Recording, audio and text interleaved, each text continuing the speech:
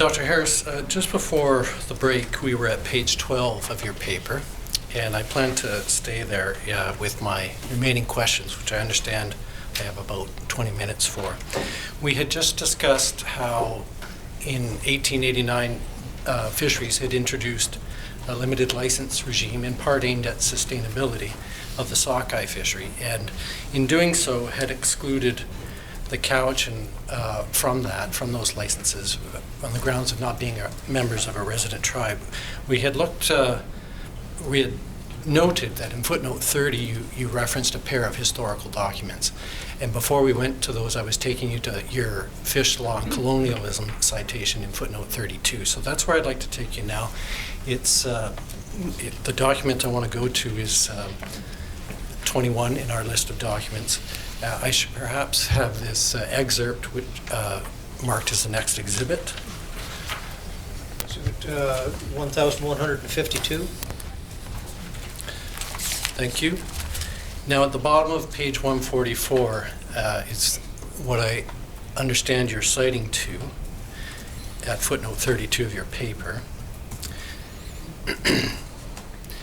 In the paragraph that begins, when fisheries limited the number of licenses on the Fraser in 1889 to 450, 350 of which went to cannery boats. The Cowichan who had fished with their own boats and nets and sold their catch to the canneries could no longer purchase licenses. Vigorous protests from the independent fishers increased the available licenses for non-cannery boats to 150. But the Cowichan would not receive any. Lomas, who you've identified as the Indian agent, requested licenses for the Cowichan. And there's footnote 67 there. That's included in the exhibit. That's a citation to the January 26, 1892 document, which is also in your paper. Carrying on, but John McNabb, the new inspector of fisheries, replied that the Cowichan earned, quote, a good livelihood, unquote, from selling fish to the local markets in Victoria and Nanaimo and did not need a Fraser River license. So footnote 68 is to the February 29th, 1892 letter, also cited in footnote 30 of your paper. And from here on is the two additional documents I want to get to. Indian Agent Lomas wrote again, stating that the Cowichan had been fishing on the Fraser for generations, that they had paid for licenses in the past, and that some owned boats and nets worth several $100s. Would fisheries reconsider? Your footnote there is to March 31st correspondence, 1892 from Indian Agent Lomas, and then continuing on. Ignoring the long-established Cowichan fishery on the Fraser, McNabb replied that if the Cowichan received licenses, the natives from around the province would insist on licenses for the Fraser as well. The Cowichan were, quote, favorably suited, unquote, on Vancouver Island and had no need of Fraser salmon, which were to be reserved for, quote, the Fraser River Indians, and so that, quote, freezing establishments and other fish curing industries may be systematically and successfully conducted. That's footnote 70. It's a piece of correspondence from John McNabb, April 21st, 1892. So with that, I just want to take you to document 22 on our list of documents, which is excerpts from an affidavit of Dr. Barbara Lane. I want to take you to page 10, in particular, paragraph 39. Just ask you to review that paragraph. Beginning on January 26th. So you recognize this discussion is about the same four letters you've been discussing? Yes. Okay.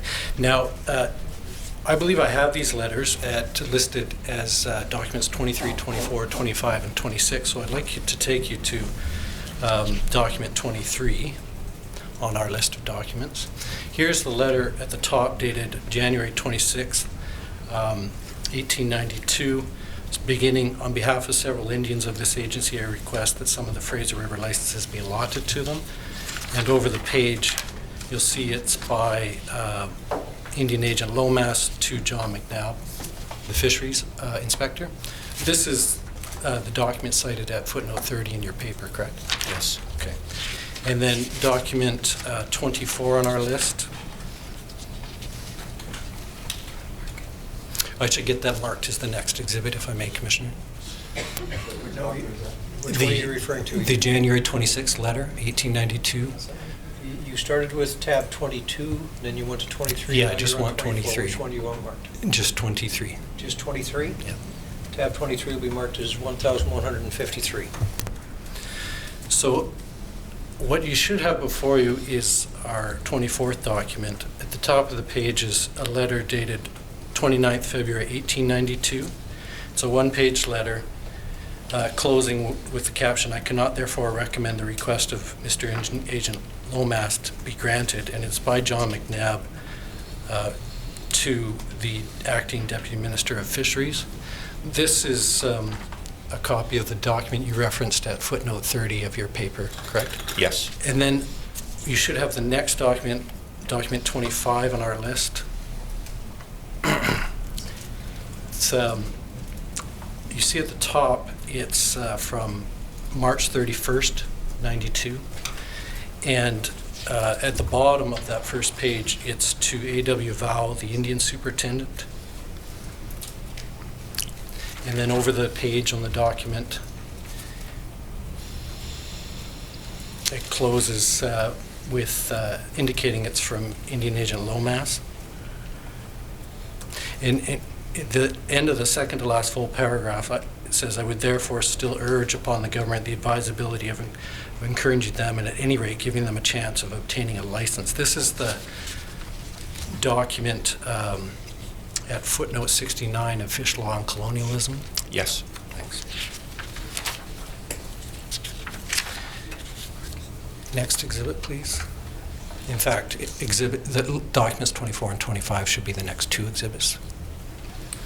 Number 24 will be marked as 1,154.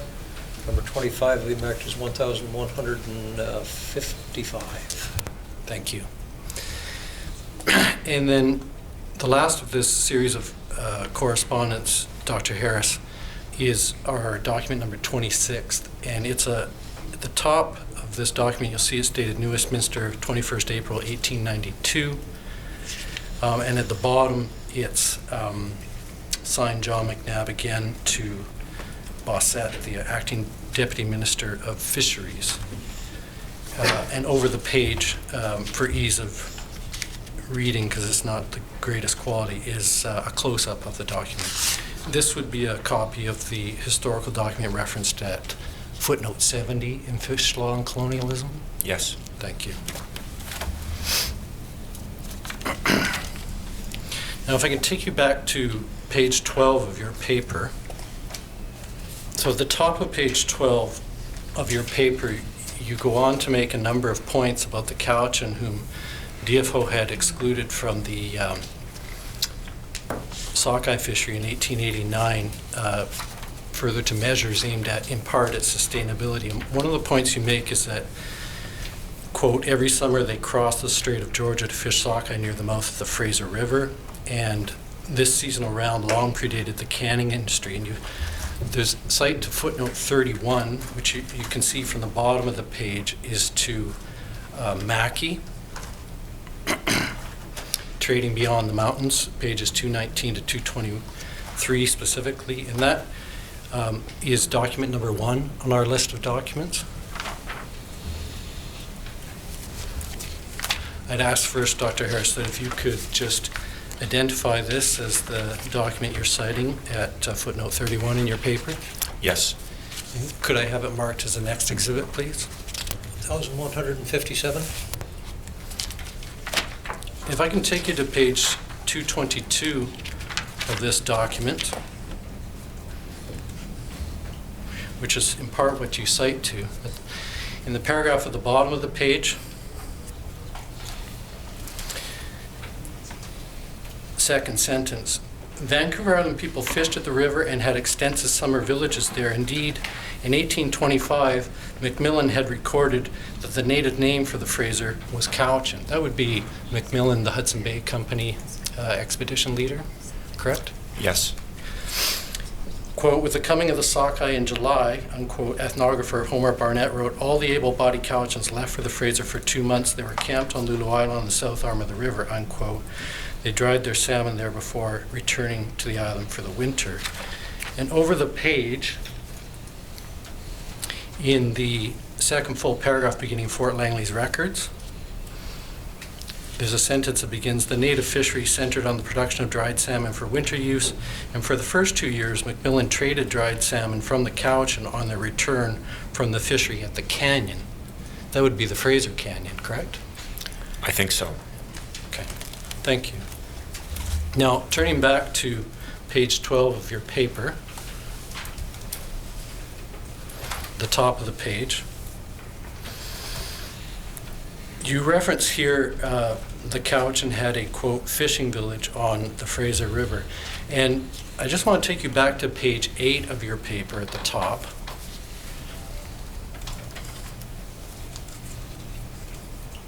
Page 8, here you say the Mid-Island signatories, that would be the Douglas Treaty, the Snuneymuxw, which would be the Nanaimo, if I'm understanding you, correct?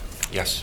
The Nanaimo had a fishing village on the Fraser just downstream from Fort Langley, and you cite to footnote 17, which is a map within the publication Fort Langley Journals, edited by Morag McLaughlin. That is document 3 on our list of documents, if I could have that pulled up now. Page 8. And it will require a rotation.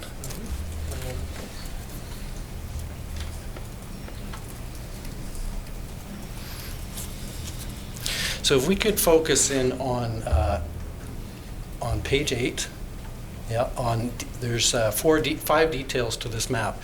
Now, detail number 4 to begin with, please. Here you see the Fort Langley inscription.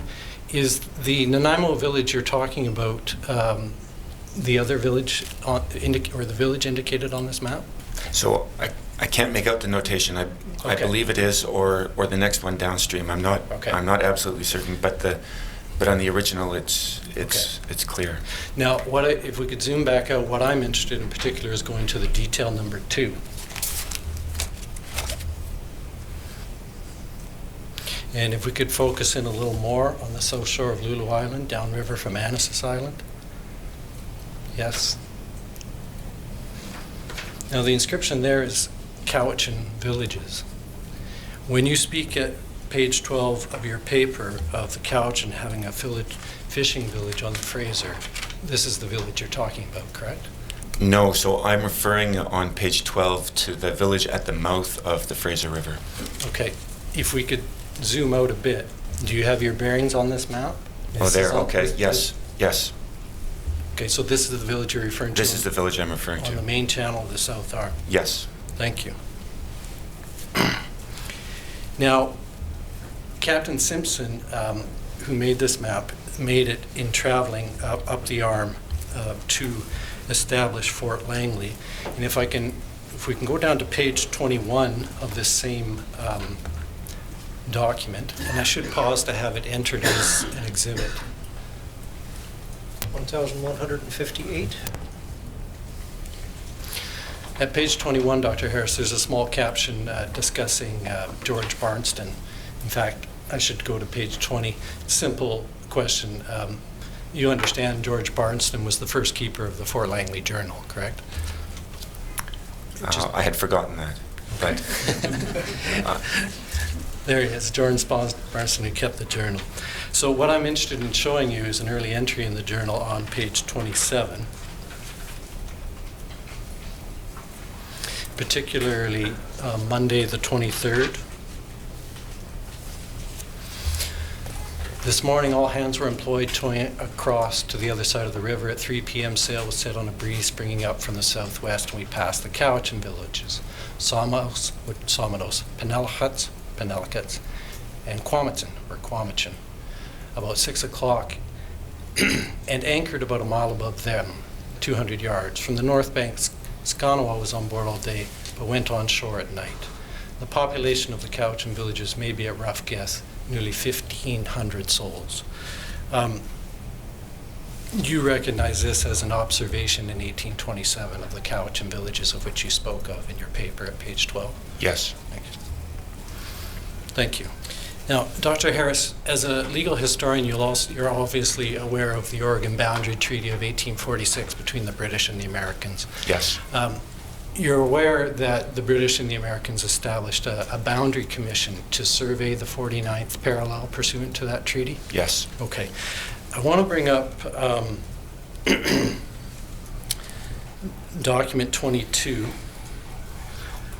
in particular page 9, paragraph 35. Now again, this is an excerpt from the affidavit of Dr. Lane, and this reads on 7th May 1869, J.L. Hawkins, Colonel, a Royal Engineer, Commissioner as a representative of Britain, and Archibald Campbell, Commissioner as a representative of the United States, signed 2 maps as part of the work of the British-American Northwest Boundary Commission. The first map labeled sheet number 1 and the second map labeled Northwest Boundary sheet number 7 both show the location of, quote, Cowichan Indian Village, unquote, on the north shore of the south channel of the Fraser River. 2 copies of these 2 maps are attached as Exhibit Q. Q and R, I should say. I'd like to bring up Exhibit Q, which is 27 on our list of documents and needs to be rotated. If we could zoom in a bit, you see this is a map of British Columbia in the north and Washington Territory in the south.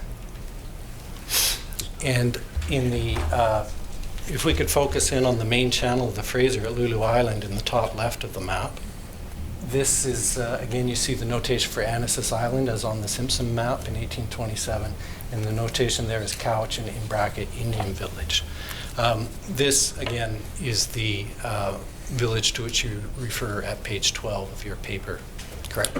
Yes, so I have not seen this map before, but that appears to be the same village as the one I refer to on page 12, yes. Thank you. And in closing, I'll just note that you finish your discussion in page 12 of your paper, noting that the site of the fishing village on the Fraser had been sold to absentee owners before the Dominion and provincial governments allotted Indian reserves at the mouth of the river. And when the Indian Reserve Commissioners did arrive in 1876, they did not allot another site. Without a reserve on the Fraser, the Cowichan could not get fishing licenses. If I could take you back to document 22, here Dr. Lane discusses a memo of Gilbert Malcolm Sproat, Commissioner for the Joint Indian Reserve Commission, and the memo is dated January 20th. It's a well-known memo. She discusses how the Cowichan made 5 complaints, and number 5, they complained that they had heard the white man had bought the fishing station on the Lower Fraser, where they had always been accustomed to get their winter food. At a latter place, Sproat wrote, "It is stated to be true that the old fishery station on the Fraser, known as the Cowichan Fishery, and annually used by them from time immemorial in getting food for winter food, had been sold many years ago." Are you familiar with this Yes. memo of Sproat? Thank you. Can I just show you it as the final document, list number 28 on our list? Do you wish 22 marked? I'll finish with, well, I'll do 28 first. Document 28, we can have exhibited, please, if Dr. Harris confirms the memo. Yes. As the next exhibit, please. 28? Yes. Yes, it'll be marked as 1,159. And if we could mark document 22 as the final exhibit. 1,160?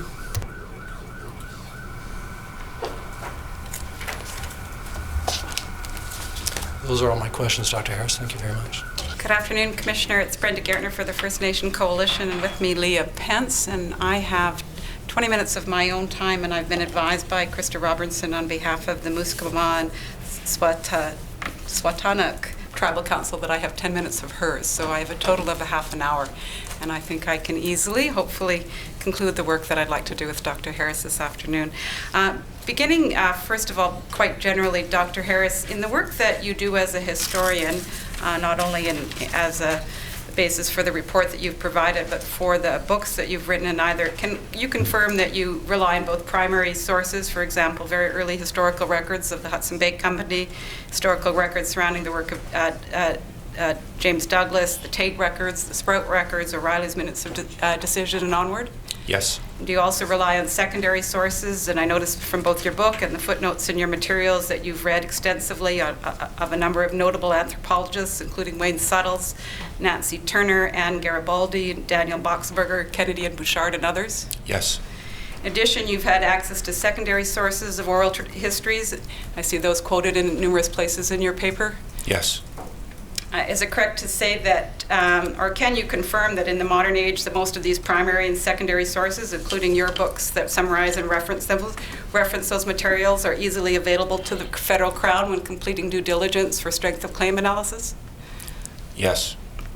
I heard in the evidence earlier today, both in questions raised by the Crown Federal and in questions raised by the Crown Provincial, that they are suggesting that there's some controversy over some of the matters that you've given evidence, in particular some controversy over what Douglas Treaty rights might mean in law today. That was mentioned earlier today. I'll have to get you to say yes or no, yes. So thank you. And then I also heard the Crown Provincial suggest there's some controversy over the authority of the Reserve Commissioners and what they were able to do. We mentioned that controversy. You'll recall that evidence? Yes. Can you confirm with me that it's not controversial on the basis of the review of the primary and secondary sources that First Nations all along the migratory route of the Fraser River Sockeye used extensively and occupied extensively the lands and waters necessary to access their fishing sites? I do not believe that is controversial. In fact, from your review, it is not controversial that they used actively the lands and waters surrounding their fishing sites. That's correct. Thank you. Now I want to turn briefly to a description in your questions and answers to Robert Janes. We dealt with the reef net fisheries. Specifically, I wanted to speak on behalf of three clients that I represent, the Swanaimo and Sayote and Sartlip First Nations. You can confirm that they are signatories of Douglas treaties? Yes. And I wanted to take you to your map on page 37 of your report where you set out the boundaries of the Douglas Treaty. Am I right that what you're doing there is setting out the land boundaries and not the marine boundaries of, or the fishery sites of those First Nations that signed Douglas treaties? Yes, these boundaries are derived from the material available in the federal treaty repository. So those boundaries are derived from the...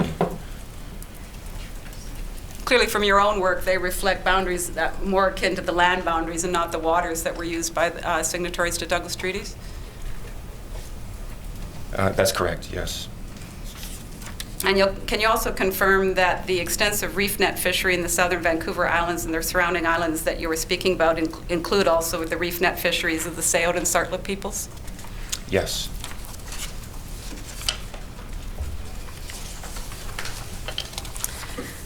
Now, I want to go next. In your paper, you refer to three very specific old fishing methods, the reef net fisheries, and I won't spend more time on that since we've had a little bit of time on that today, but I'm going to turn now to the dip net fisheries and the weir fisheries that you mentioned. And let's go first to the dip net fisheries. From the historical and anthropological records that you've had a chance to review over your work, can you give the Commissioner a rough description of the areas that are described within that record for the use of dip net fisheries and access to the Fraser River sockeye salmon? So, dip net fisheries, the dip net is a technology that is a bag-like net on the end of a long pole with a drawstring to bring the bag-like net to a close. The dip net was used extensively on the main stem of the Fraser from rocky promontories or from board plank promontories extended out from the bank of the Fraser, often in a back eddy or where the water was moving somewhat less quickly. The dip was deployed in the water and fish migrating upstream were scooped up in the dip net. Can you advise also that whether the historical record and the anthropological record that you've reviewed also confirms the presence of drying racks and fish racks and smoking shacks or smokehouses on the land, typically in close proximity to the fish nets that dip net fisheries were using? Yes, and so there's extensive photograph and other archival evidence that shows numerous drying racks adjacent to these fish catching platforms. These are drying racks and locations that are on the land, generally adjacent to the access points for those dip nets. Is that correct? That's correct. From your review, and can I take you to figure 4 of your report?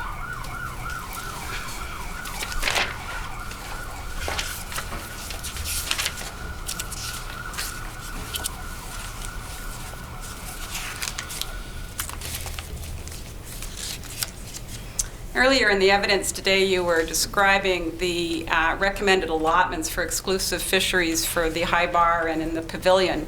But you'll also agree that map reflects recommended exclusive fisheries at the mouth of the Bridge River and at the mouth of the Cayush Creek also. Is that correct? That's correct. And to your knowledge, from your review of the historical record, for example, in the Bridge River area, were there large drying rack sites located all throughout that area? Yes, so the mouth of the Bridge River was one of the focal points of the salmon fishery, of the Aboriginal salmon fishery. That Right. and at the mouth of the Fraser Canyon, just upstream from Yale. And that's information that's all well documented in the historical record. It is. And are you also familiar with the archaeological site records of these areas? Through the secondary literature. Yes, and are you aware of the large archaeological sites that are located in lands adjacent to the Bridge River? Yes. We also represent the Upper Fraser Fisheries Conservation Alliance, which includes the carrier Sekani. And the commissioner, in evidence earlier, heard evidence from former Chief Thomas Alexis of the Stalatin Nation, whose grandfather was one of the signatories of the Barricade Treaty. And I don't believe we've heard much about the Barricade Treaty today or in your paper, but you are familiar with this treaty, is that correct? So there's several. Some on the headwaters of the Skeena and some on the headwaters of the Fraser. Yes, and I'm referring to the ones in the Babine River area, Yes. the ones that the signatories there. No, is that right?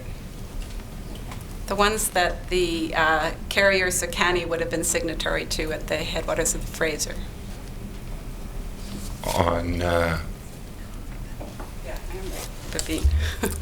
That's right. yes. Yes, we'll confirm we've got the right spot now. Now, can you describe the history of this Barricade Treaty and from your perspective, what led up to the efforts by the Federal Crown, in particular the Department of Fisheries and Oceans, to close down the weirs in that area? The Lake Babine people lived along and fished on Babine River and Babine Lake. Babine River and Babine Lake are tributaries of the Skeena. They had fished with a number of methods, but primarily with fish weirs. In the early 20th century, the Department of Fisheries targeted these fish weirs as a conservation hazard and sought to dismantle the fish weirs. This was at a time when the industrial commercial fishery at the coast was demanding action from the Department of Fisheries to dismantle these fish weirs. And the demand was emanated for two reasons. First, the canners wanted the fish that were being caught by the Babine in the headwaters. And second, they wanted the labor. Aboriginal labor was crucially important, particularly on the north coast in the industrial commercial fishery. Native women working in the canneries, Native men working on the fish boats. And so the effort to dismantle the fish weirs in the headwaters was both an effort to secure the fish for the canneries on the coast, but also to secure a labor force. There were various attempts by the Department of Fisheries officials to dismantle the fish weirs. The Babine resisted these efforts, including a physical altercation between fisheries officers that arrived to dismantle the weirs, and a collection of Lake Babine women who stopped them.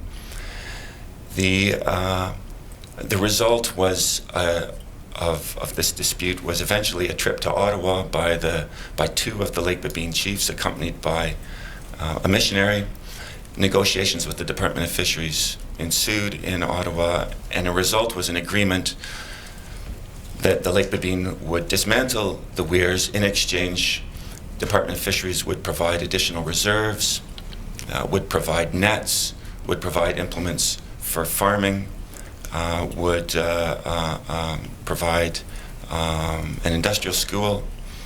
And so these were the terms of the Lake Babine Treaty. The Lake Babine then, for a number of years afterwards, tried to fish with the nets that they were provided from the Department of Fisheries. The net fishery was unsuccessful. The catch was insufficient, and so several years later, in the early 1910s, when the Royal Commission arrived in Lake Babine territory, they found a desperately poor people who were no longer able to build their weirs, who had an insufficient net fishery to support themselves, and no prospect of a viable economy by another source. Describe the weirs themselves. Often the weirs include a pole structure and a rock structure that's used in the river itself to channel, or in the tributary to channel the salmon into a specific area. Is that correct? Fish weir is a lattice work fence that crosses a river, usually just upstream from a rapids. Behind the weir is a pen. The fish are channeled into this pen where they can be easily scooped out and brought to shore. And in the Lake Babine case, where they would then have been smoked. And they're often left in the water for a long time, and they're repeatedly used in the same area. Yes.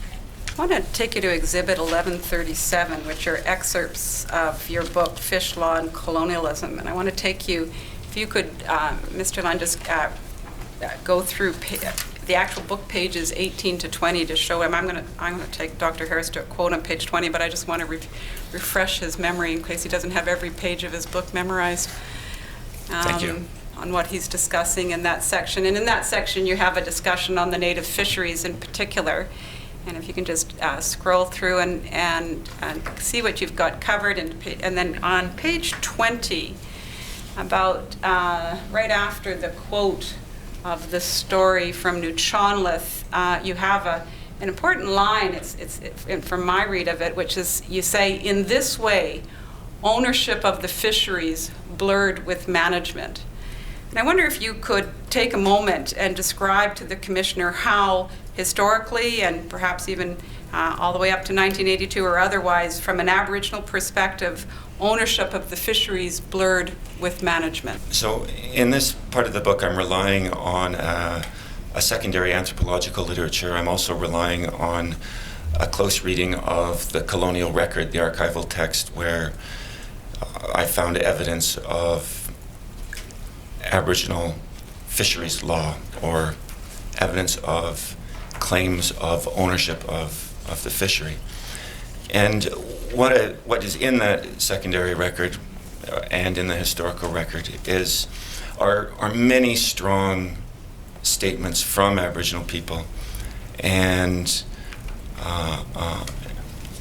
that the fisheries were not simply open access, that they were owned spaces, that stretches of rivers, that particularly good fishing places were owned. They might have been owned by a family, they might have been owned by a larger kin group, they might have been owned by a village, but that they were owned, and that this ownership followed the names of the hereditary chiefs, so that the chief who held a particular name would, with that name, also have ownership of a particularly important, or a collection of particularly important fishing sites. And those fishing sites could be very minutely defined. It could be the right to fish from a particular rock with a particular technology at a particular time of year for a particular species of fish. So the level of detail, of local knowledge and of detail was extensive. Now, what does ownership of these fisheries mean? Well, here I think, and here again I draw on the anthropological literature, I think that the language of ownership is well accurate, does not equate precisely with how in an English common law system we would understand private property. Yes, these were owned sites. Yes, there was a right to exclude others, but that the holder of that right, or the owner of that right, didn't themselves have the exclusive right to fish. That, in fact, what they were stewards of a resource in a particular territory. And so the concept of ownership, I think, merges quite nicely with the concept of stewardship, that there was not just rights but also responsibilities associated with ownership, responsibilities reflected in this notion of stewardship.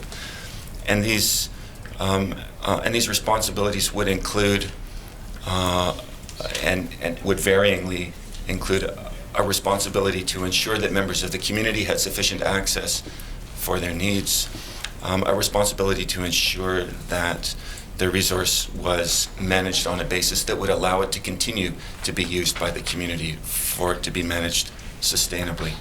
And so what I'm getting at here is that by saying ownership of fisheries blurred with management, this idea that ownership and stewardship were really combined together in a form of governing the human relationship to a resource, or in governing the relations between people with respect to a resource, in this case the fishery. I won't spend more time on that. Your book and that excerpt does well for that, and we have that as an exhibit. I want to turn now to a couple of more general questions, one on asking a few questions about how history informs the present, and then I want to take you to your concluding paragraph in your paper.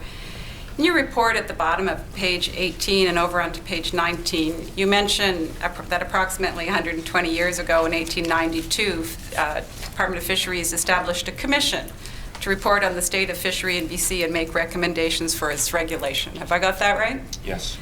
And at page 18 and 19, you refer to two Aboriginal witnesses who gave evidence that that commission, Chief Kaplan of Musqueam and Captain George of Chehalis. Is that correct? Yes. And you noted at page 19 that Captain George testified that the commission at the commission of 120 years ago, that fisheries officers were restricting Chehalis' people's abilities to access food fishing, and that there was insufficient access to commercial licenses. Is that right? Yes. Now, we represent the Chehalis in this inquiry, and the commissioner has met and heard evidence from the current chief of Chehalis, Chief Willie Charlie.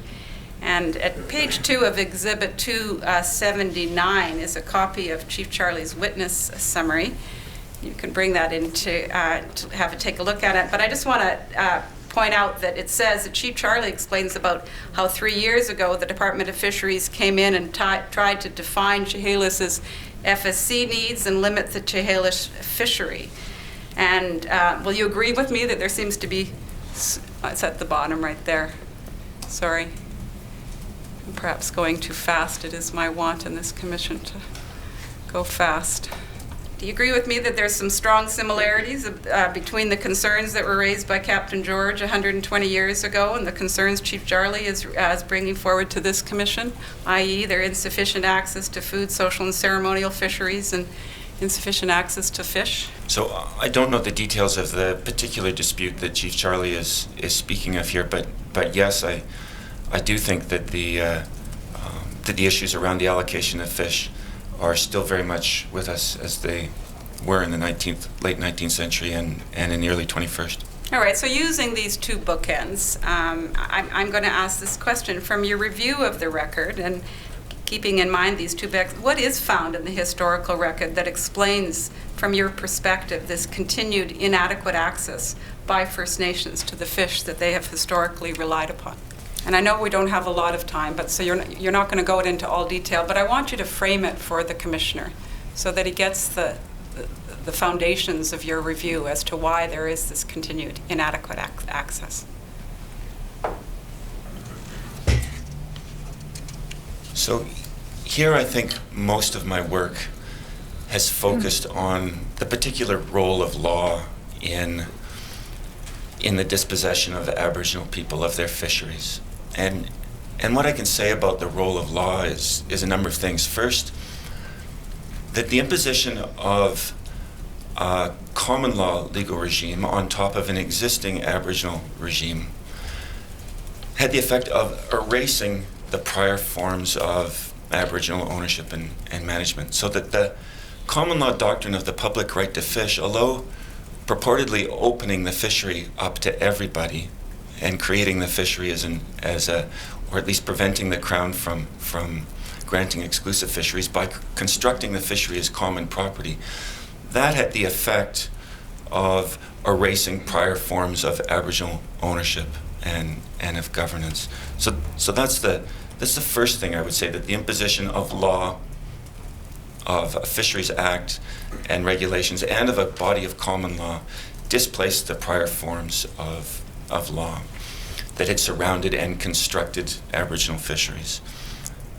The second thing I would say is that body of law was designed primarily to reallocate fish to an industrial commercial fishery, and in some cases, on some rivers, to a sport fishery. So that the focus of the Fisheries Act and the regulations under it were really to open the resource up to that industrial commercial fishery, and, as I said, in some cases, a sport fishery. And that what was left and set aside for Aboriginal people, and on an increasingly marginal basis, was this constructed category of an Aboriginal food fishery. A category, as I said before lunch, that was constructed in law in the late 19th century, that was not constructed on the basis of prior Aboriginal use or regulation of the fishery, but rather was a colonial construct and performing the same work as the Indian Reserve did on land, which was to set aside a small fragment of a resource for Aboriginal people and open the rest to non-Aboriginal interests. And in this process, Native voices were consistent in their opposition. They had some allies in the colonial government. The Department of Indian Affairs was a consistent, although somewhat ambivalent and occasionally faltering ally in putting forward the Native position. So were some of the missionaries, but they were very much the weaker cousin in the hierarchy of government departments in Ottawa. It was the Department of Fisheries, with its mandate, a mandate again directed it to opening up the fishery to the industrial commercial fishery that held sway. And so, to the extent that Native people were able to participate in the fishery, they were able to participate not as owners, but as labor. And they were a crucially important part of the labor force in the early industrial fishery. Their labor was essential. Without that labor, there would have been no industrial commercial fishery in British Columbia in the 1870s and early 1880s. But when it was only their labor that they had to sell, when there were other sources of labor available, the industrial complex turned to those other sources, and Native people were left without any recognition beyond this rump of a food fishery of their prior fisheries, and an increasingly limited capacity to participate in the industrial commercial fishery. It's not that none did, certainly some did. Many did in the early years, and certainly some were able to continue through the 20th century. But that would be the bounds of their capacity to participate. So if I think in broad brush strokes, and in terms of the role of law in defining who has access and when, I think that's the story that I'm telling here. Just have one more question. In the interest of time, I'd like to take you to the concluding paragraph of your paper that's found at page 35 and over to 36, in which you refer to the laws and policies of the 19th and 20th centuries, which you've just spoken of, and then you refer to the constitutional entrenchment of Aboriginal treaty rights in 1982.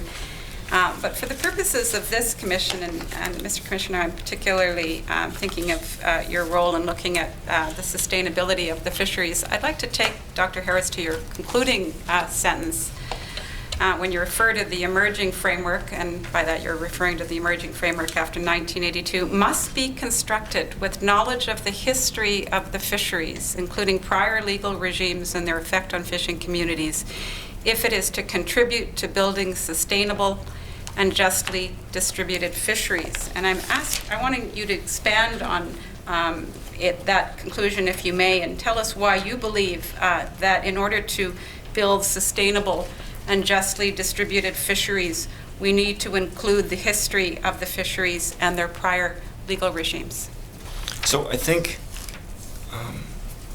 there is a great deal more to a well-managed fishery than simply a set of technical or scientific or biological questions. I think that a well-managed fishery is only possible if it's a justly managed fishery. I think, for me anyway, a well-managed fishery includes a sense of a fair distribution, of a fair allocation. So when I think of a well-managed fishery, I think of a fishery that is not only sustainable, but also just. For me, that's part and parcel of a well-managed fishery. But I think also, if we think of a well-managed fishery solely in terms of technical or scientific or biological terms, that and this is a somewhat more instrumental view, fisheries are notoriously difficult to manage, particularly in a territory like British Columbia. It's vast extent. That a well-managed fishery is only possible with the participation of the communities that are doing the fishing, that are living in the territories where the fish are being caught, that are participating in the fishery. I think that to try and construct a well-managed fishery without the participation of the fishing communities is a flawed undertaking, and that participation is only going to come, or at least is going to come much more fully, if those fishing communities believe that the fisheries have been justly distributed and that they have an appropriate role in the governance and management of the fishery.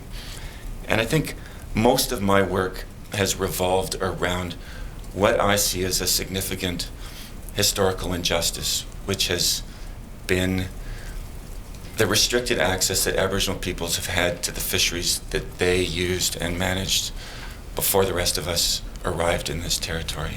I think the injustice is a function of a failure of the Canadian state to recognize a prior property interest in the fishery.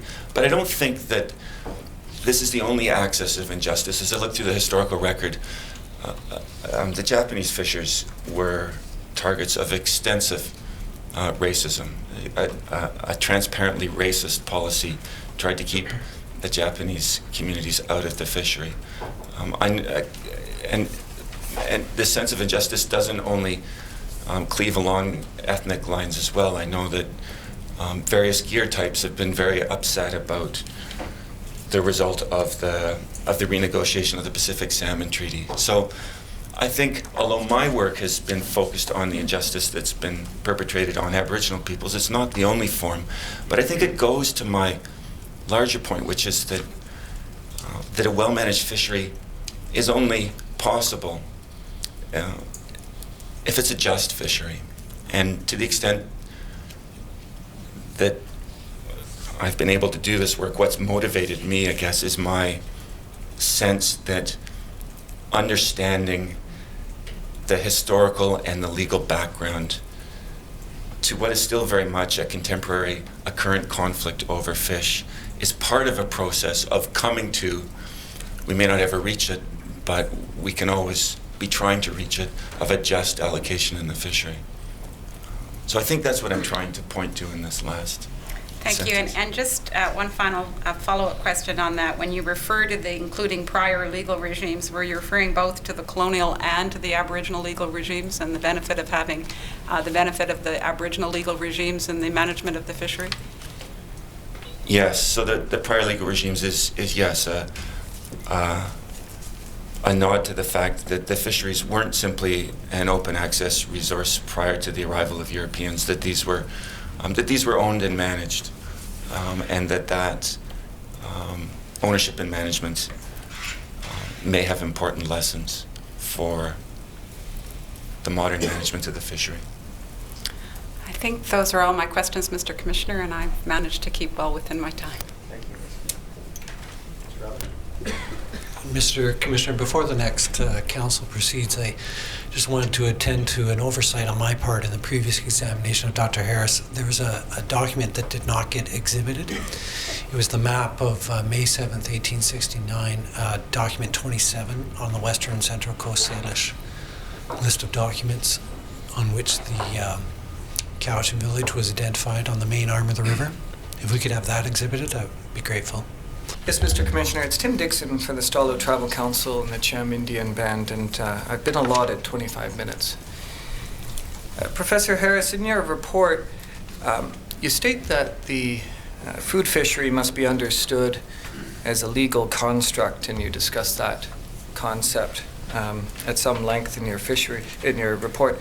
And I'd like to take you to another of your papers, and that's your Arctic Law Review paper, which Mr. Lund has been admitted as Exhibit 1150, specifically to page 99 of that article, and that's page 18 electronically, Mr. Lund.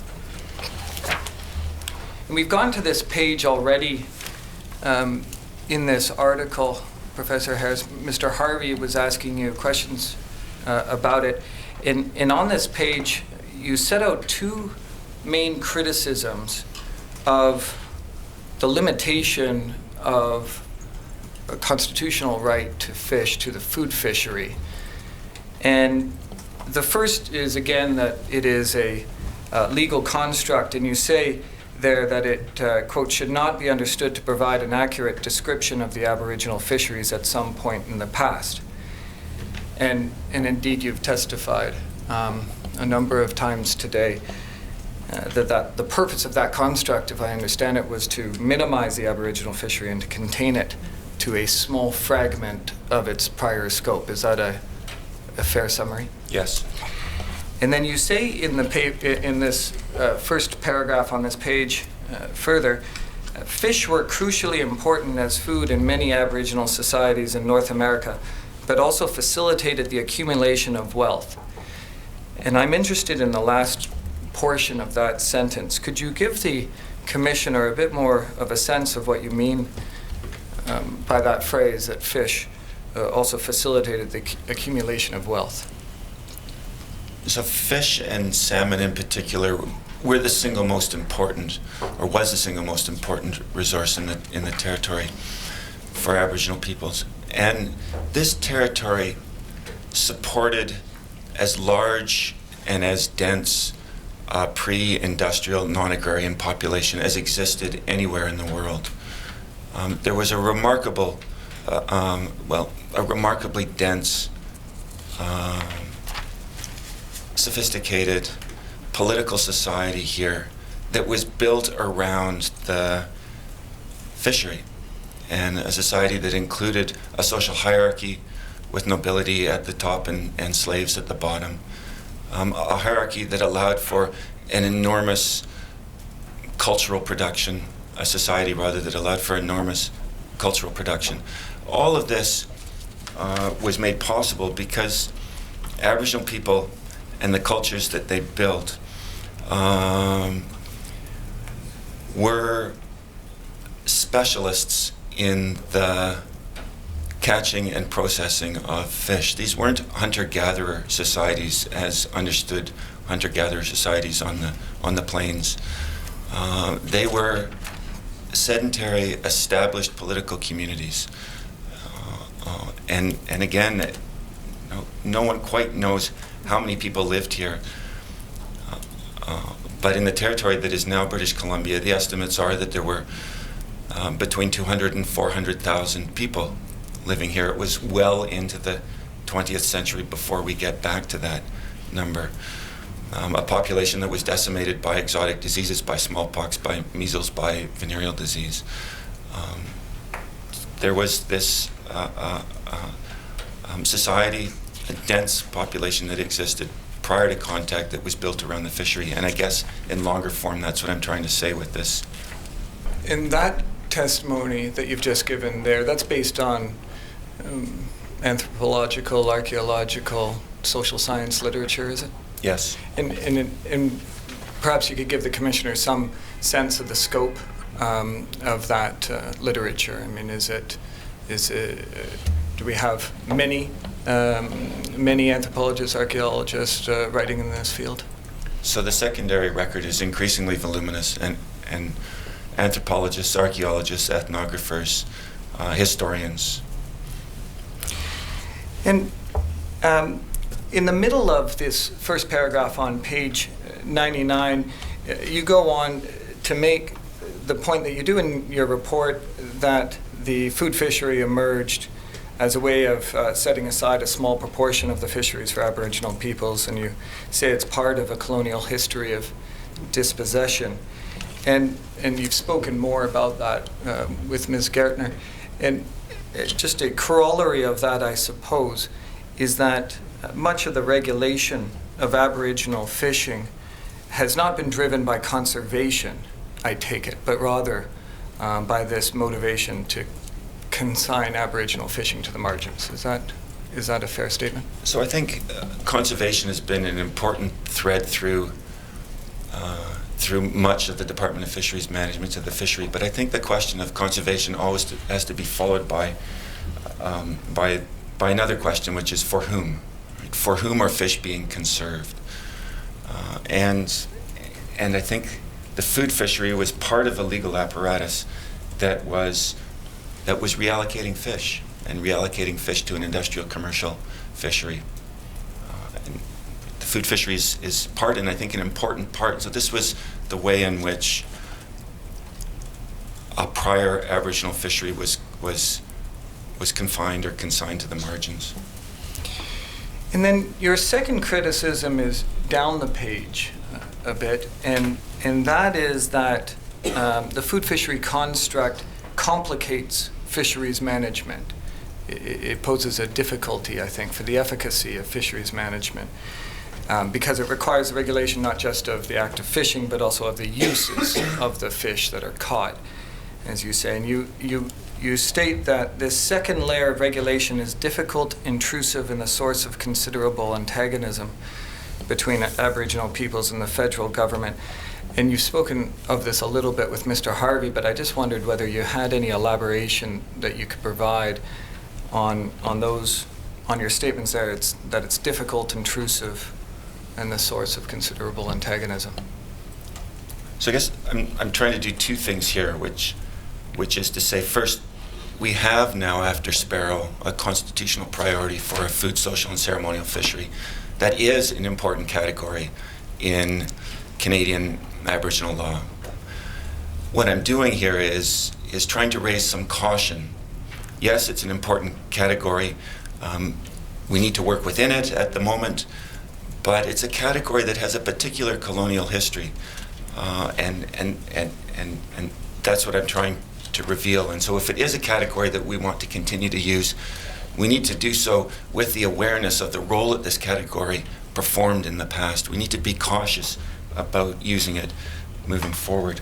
And my second point is really the problems that defining rights in terms of the use of fish poses for the management of the fishery, which is that managing a fishery is a difficult enough task without also having to manage the uses of fish. And so rights that are framed in terms of food fish, or even rights that are framed in terms of a moderate livelihood, are both rights that require not only the regulation of the act of catching, but also the using of fish. And it's that second layer of regulation on top of the first, the regulation of the catching of fish, that I think is particularly problematic, that is intrusive, that requires a level of surveillance of people's lives, and is just enormously difficult. And so it complicates the management of the fisheries significantly. And a further consideration in that vein is one that you point out in the middle of that paragraph. You say, moreover, so far as conservation is concerned, it makes no difference whether the fish are caught for food or for sale. And I take it you mean there that once a fish is caught, what is done with it does not raise a direct conservation concern. Is that? That's correct. Is that fair? And I'd like to see if you'll agree that there might be a third problem with the food fishery construct, which is that there are avenues to achieving constitutional protection for more than just use for food, social and ceremonial purposes, and that's litigation and treaty. But these are difficult and often impracticable options. Do you agree? And could you elaborate? So, to establish an Aboriginal right to a commercial fishery has proven to be exceptionally difficult. Until very recently, the Heiltsuk on the Central Coast were the one community who was able to establish an Aboriginal right to a commercial fishery. More recently, the Hausits have been able to establish an Aboriginal right to a commercial fishery. But in many years of litigation and in many years of treaty negotiation, those are the only examples of constitutionally protected rights to commercial fisheries. The one exception being that the Nisga'a have in their treaty a right to a fishery, and it's not defined as a food fishery.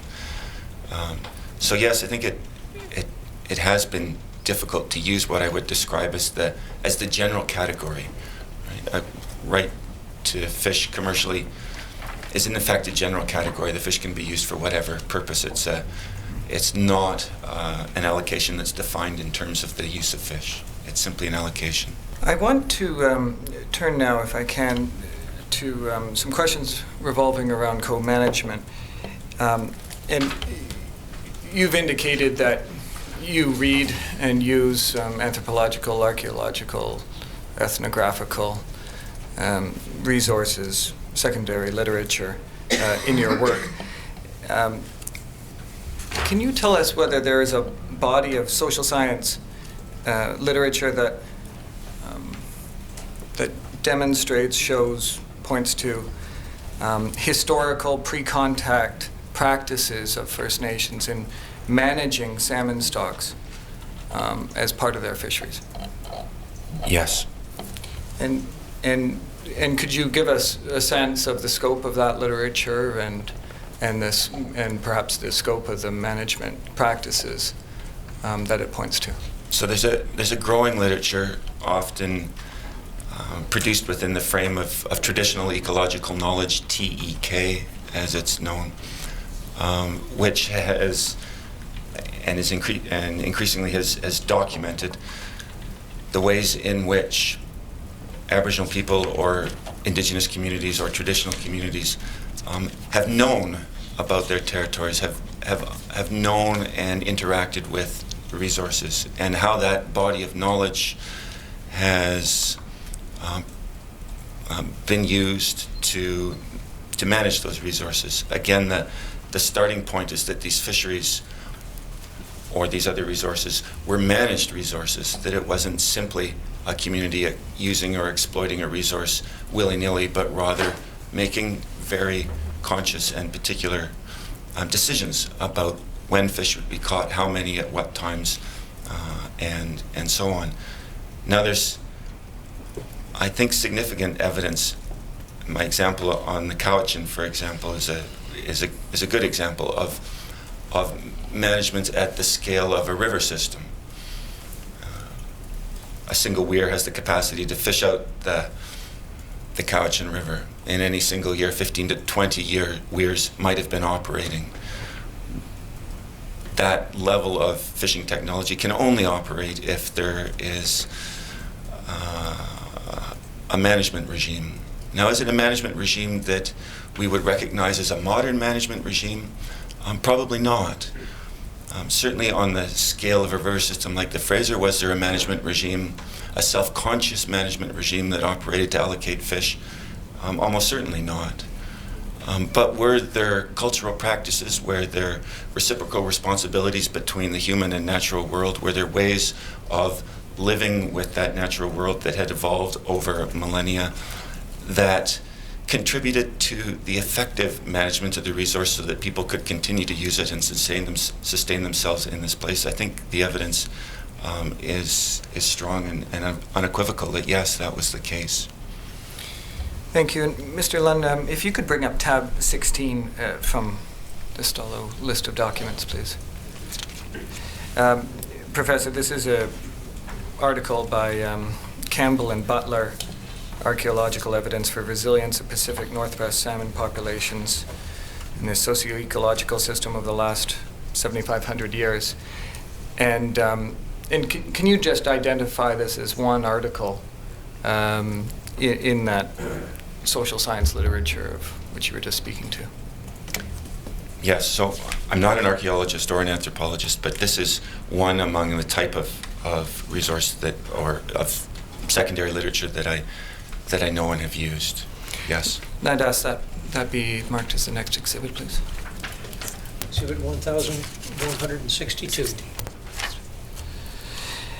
I now want to turn to another of your articles, and that's the Bolt decision in Canada, and it's document number 1 on our list, Mr. Lunn. This is your article, is it, Professor? Yes. I just ask that be entered as the next exhibit. 1163. In this paper, you discuss the influence of the Bolt decision, the American Washington state-based Bolt decision on Canadian case law. And the Bolt decision involved the interpretation of treaties in Washington, with Washington tribes, called the Stevens Treaties. And as I understand, substantively it had two main elements. First, an allocation element, and second, a right of management. And could you just give a brief description of those two elements, if you can? So the Bolt decision, as counsel suggested, involved an interpretation of the Stevens Treaties. The Stevens Treaties were contemporaries of the Douglas Treaties. They were concluded in the mid-1850s. And the treaties included a fisheries provision. The right to fish in common was the language, instead of fisheries as formerly to fish in common. And in the late 1960s and early 1970s, the federal government in the U.S. and a number of the treaty tribes together sued the state of Washington for its failure to honor the treaty terms. An interesting, in the Canadian context, an interesting example of the federal government suing a state government for its failure to honor treaty obligations. And Judge Bolt, in the decision, and later confirmed by the U.S. Supreme Court, determined that the fishery would be divided in two, that the right to fish in common meant that not that Aboriginal people had the same rights to participate in the fishery as everybody else did. That was making a mockery of a treaty right, but rather that they had a right to 50% of the catch. Non-Aboriginal fishers had a right to the other 50% of the catch. And that the Aboriginal fishers had a right to manage their 50% of the catch. The decision at the Supreme Court, the U.S. Supreme Court level, is modified a little bit so that the 50% is not, the fishery is divided in two, but that the Aboriginal tribes have a right up to 50% in support of a moderate livelihood. And that's, incidentally, where the moderate livelihood language comes from in the interpretation of later treaties in Canada. But the decision at its core divided the fishery in two, 50% to Aboriginal fishers, 50% to non-Aboriginal fishers, and divided the management of the fishery in two, that each was responsible for the management of their share. Thank you, Professor. And this morning, in answer to one of Mr. Harvey's question, I believe you testified that your view is that the simplest model for allocating fish is a better regime. I think you said that you favor an approach that allocates a certain amount of TAC to First Nations coupled with a right to manage the resource. I think you said that this represents a more effective approach than does a food fishery construct. Do you recall that? Yes, and this is, I guess, a reiteration of what I've said earlier, but I think that a simple definition of the right is preferable to one that's defined in terms of use. That defining rights in terms of use creates a whole set of secondary problems. That the simplest articulation of the right is the better, and the Bolt decision is one example of a simple articulation of the right, that the fishery is to be divided in two. And I guess my point about a simple articulation of the right, about the problems that a food fishery creates, is not to suggest that the fishery should be exclusively Aboriginal. That's not the point I'm trying to make. The point I'm trying to make is that the definition of the right, if it's to contribute to an effective management regime, ought to be a simple one, that the right to the fish ought to be defined in terms of a bright line. And how the fish are used should be up to the communities for whom the allocation is held. In Washington State, I understand that the tribes have established the Northwest Indian Fisheries Commission in relation to the management of the fisheries. I understand that it provides technical support to the tribes in the management of the fisheries, but that the right of management remains with the tribes. Is that your broad understanding? Yes. Mr. Lunn, if you could pull up our document number 2 from the website of the Northwest Indian Fisheries Commission, just the general About Us page. I don't know that you can identify it, but may I have it entered as the next exhibit? Exhibit number 1163. Thank you. And document number 3, please, Mr. Lynn. This is the Northwest Indian Fisheries 2011 annual report, and if I could have that entered as the next exhibit. I'm sorry, I just misquoted that last one. It should be 1164. Yes. And the tab 3 will be 1165. Thank you, Mr. Registrar. In my remaining time, I'd just like to take you to document 4 on our revised list, and this is Reuben Ware's 5 Issues, 5 Battlegrounds. And are you familiar with this text, Professor? Yes, I am. And what is your view of Mr. Ware's research and his work in general in this text? So Reuben Ware was one of the first to get into the archival and the legal record on the regulation of the fishery, and it's really his work, I think, where I first came across this idea of the food fishery as a legal construct. I think this was an opening up of an archival repository and of a way of thinking about the fishery and the regulation of the fishery that was important in its day. And if you could give the Commissioner a sense of your view of the quality of the work. I think it's very strong. And I'd ask that that be entered as the next exhibit, please. Exhibit 1166. And then, Mr. Lunn, I'd like to go to electronic page 37, if I could, for my last question. And in the second paragraph here, Mr. Ware is asserting that the fact that Indian food fishing was set up in the Fisheries Act regulations as being at the permission of the minister, and that the minister could change the terms of that fishing, is, quote, the root of the protracted struggle since the 1880s to protect Indian fishing rights. Is that a statement with which you would agree? And perhaps you could explain why, if you do.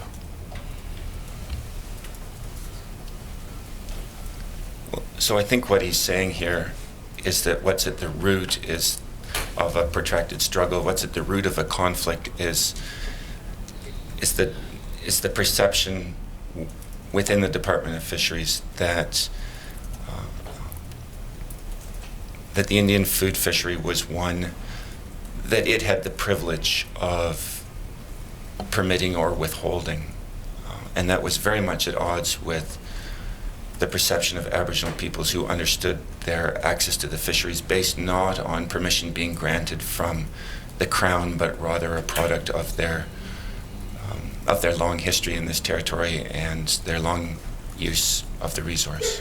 I think that's what's really a conflict here is a sense of either a Crown granted right or of a privilege and of an inherent right. Thank you, Professor. Those are my questions. We'll now recess for 10 minutes.